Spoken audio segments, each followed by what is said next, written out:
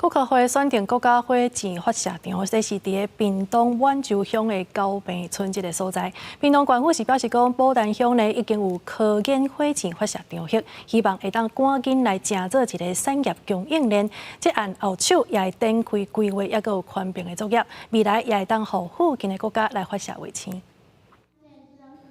来到屏东满洲乡九坪村召开公听会，去年国科会公告2大国家火箭场候选地址，一个是台东的南田，另外一个是屏东九坪。经过4届审查，最后选择了屏东县满洲乡的九坪村。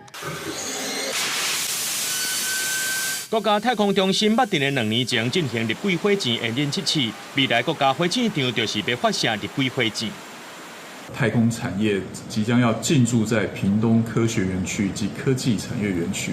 那未来也会形成一个产业的供应链。国家火箭场未来会发射日轨火箭，未来也会提供附近国家若准有发射卫星的需求，就背书是火箭机场的概念。也若旭海村是科研火箭发射场，提供学术研究用途，也个未来航太人才培育。国家太空中心是真欢喜，安尼互相斗帮助，会当互人才对学术界就接起来啊。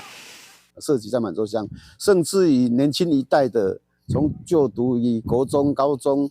以上，成绩可以的话，就由那个火箭公司